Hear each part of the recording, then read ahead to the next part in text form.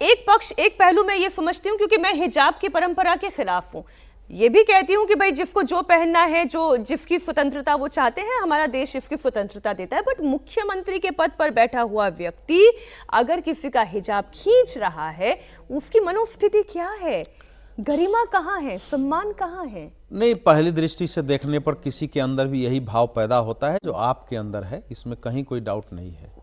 इसलिए लेकिन मुख्यमंत्री, अब नीतीश कुमार जी मुख्यमंत्री हैं, इतनी आयु है, हमको आगे पीछे की घटना का पता भी नहीं है। मैं किसी भी परिस्थिति में महिला के वस्त्र को छू कर खींचने का समर्थन नहीं कर सकता हूँ, मैं इसका तो कभी कतई नहीं कर सकता हूँ।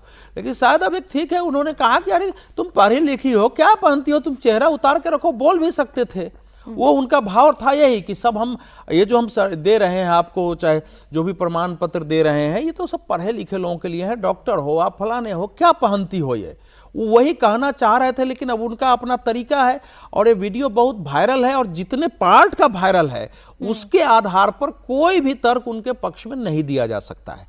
मैं तो स्वयं हिजाब के पक्ष में नहीं हूं। और अभी तो हमारे प्रधानमंत्री जॉर्डन की यात्रा पर थे, और जॉर्डन को आपको पता है ना कि जो मोहम्मद पैगंबर साहब से दो वंश निकले, एक उनका कुरैश कबीला का वंश था और एक उनकी बेटी के साथ जो हजरत अली थे और फातिमा हजरत थी, उनके साथ हाशिम वंश का निकला है। तो ये जो जॉर्डन के जो पूरा परिवार है शाह का, वो उसी हाशिम वंश से आते हैं। और महिलाएं क्या मॉडर्न वस्त्र पहनी हुई हैं, सबकी तस्वीरें साथ में दिख रही है, बैठी हुई है, साथ में खाना खा रही है, मार रही है। तो दुनिया के मुसलमानों के लिए समझने की जरूरत है कि मोहम्मद पैगंबर साहब का वंशज हजरत अली, जिनको कि उनके दामाद थे, उनकी बेटी शाह फातिमा, जो जहां से वो वंश चला है, उसके ड्रेस देखो और आप यहाँ क्या कर रहे हो, तो वो भी दृश्य है। लेकिन मुख्यमंत्री जी का वो तरीका जो है वो स्वीकार नहीं है। विनोद जी, नीतीश जी पहले भी विवादों में आ चुके हैं। विधानसभा विधान परिषद में जो महिलाओं पर उन्होंने एक बयान दिया था, बड़ी अभद्र टिप्पणी की थी, उस वक्त तो बीजेपी बहुत हमलावर थी, क्योंकि नीतीश जी आरजेडी के साथ थे उस समय। और उसके बाद ये तो मुझे कहीं लगता है कि नीतीश जी के साथ जो हम लोग बार बार कहते हैं, उनके स्वास्थ्य की स्थिति जो है, मानसिक स्थिति कई बार गड़बड़ा जाती है, और इसलिए वो इस तरह की हरकतें कर बैठते हैं कई बार। और क्योंकि ये इसको तो कोई इसका औचित्य ठहरा नहीं सकता, जस्टिफाई कर अगर मतलब आप अपनी बेटी से भी अगर आप बात कर रहे हो तो भी आप ऐसे नहीं कर सकते। आप यही कहेंगे भाई इसको हटाओ, ये क्या है, तुम मुंह ढके हुए हो। मुझे भी ये लग रहा था कि वो भी माइक लेके ये कह सकते थे कि आप जो बात अभी अवधेश भी कहते हैं कि आप जिस समाज से आते हैं, पढ़े लिखे महिलाओं का प्रतिनिधित्व आप करते हैं। हाँ, तो आप इसको हटाइए, इसकी क्या जरूरत है, ये कह सकते थे। और वो चीज नहीं, तो उनको इस बात, विनोद जी, उनको इस बात की खींच भी तो हो सकती थी कि हमने इतना सेकुलर बनाने की सबको कोशिश की। अब आप सब आज आप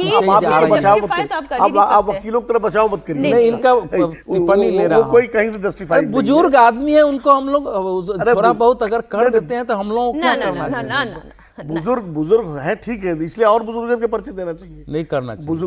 बिल्कुल उनको कहना चाहिए, जैसे एक बड़ा बेटी को कह रहे हैं कि कैसे क्या पहनी हो, क्या पहने हो, है हटाओ बेटा इसको, वो थोड़ा ज्यादा बेहतर होता। अब आप ऐसे खींच रहे हो, अब वहां से कोई रिएक्शन आएगा तभी समझ में आएगा कि क्या परिस्थिति थी, क्या उनकी मनोस्थिति थी, वो करना क्या चाहते थे या कहना कुछ चाहते थे, और जो उन्होंने कर दिया वो उतना क्लिप अच्छा नहीं दिख रहा है, ये तो हम सब कहेंगे। गोवा अग्निकांड को लेकर अब गुनहगारों का पक्का हिसाब होगा। खबर आपको दे दें, 25 लोगों की मौत का जिम्मेदार कौन है, किसकी वजह से पूरा क्लब लाक्षागृह बन गया, तमाम पाबंदियों के बावजूद ये क्लब कैसे बेरोक-टोक चल रहा था, इन तमाम सवालों के जवाब अब मिलने जा रहे हैं आपको, क्योंकि गोवा क्लब अग्निकांड से जुड़ी हुई बड़ी खबर सामने आई है। थाईलैंड से आज वापस लूथरा ब्रदर्स लाए जाएंगे। सौरभ लूथरा और गौरव लूथरा आज दोपहर 1:45 बजे उन्हें दिल्ली लाया जाएगा, जहां से गोवा पुलिस दोनों को अपनी कस्टडी में लेगी। कोर्ट में पेश कर दोनों भाइयों को ट्रांजिट रिमांड पर गोवा ले जाएगी। गोवा अग्निकांड में लूथरा ब्रदर्स समेत अब तक कुल 8 लोग गिरफ्तार किए जा चुके हैं। 6 दिसंबर शनिवार की वो रात जब बर्ज बाय रोमियो लेन क्लब में भीषण आग लग गई थी, इस हादसे में 25 लोगों की मौत हो गई थी। हर कोई इंतजार कर रहा था कि कब लूथरा ब्रदर्स भारत लाए जाएंगे, वो क्यों फुकेट चले गए, 25 लोगों की मौत कैसे हुई या कैसे लगी, कैसे बिना रोक टोक के ये क्लब चल रहा था।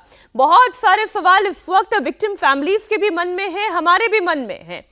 अब वो हिसाब किताब होगा, ये तो बात पूछी जाएगी ना विनोद जी। और केवल लूथरा ब्रदर्स नहीं, मैं तो ये कह रही हूँ कि गोवा की जो पुलिस है और जो वहां का प्रशासन, ये सवाल तो उनसे भी पूछा जाना चाहिए। 2 साल पहले जो क्लब बंद हो जाना चाहिए था, वो कैसे चल रहा था? बिल्कुल, ये सवाल सबसे पहले तो उन्हें पूछा जाना चाहिए।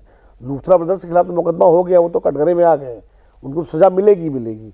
लेकिन जो इस पूरे जिम्मेदार हैं वहाँ के प्रशासन के लोग, स्थानीय निकाय के लोग, जिनकी जिम्मेदारी है ऐसे क्लबों को का पूरा जो है देखना कि वहाँ सुरक्षा व्यवस्था क्या है, आग के प्रतिरोधक क्या है, सारे जो मानदंडों कसौटी पर जो है वो खरे उतरते हैं कि नहीं उतरते हैं, उसके बावजूद आप चलने दे रहे हैं।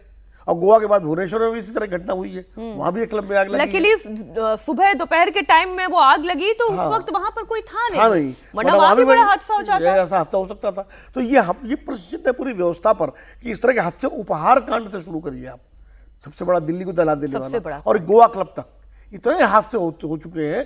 लेकिन हमारे यहाँ जो स्थानीय अधिकारी है, स्थानीय प्रशासन है, वो सब चलता है जी, इसी भाव में सारा काम करते हैं। पैसों का लेन देन होता है, खुलेआम जो है रिश्वतखोरी होती है और सारे अवैध काम होते हैं।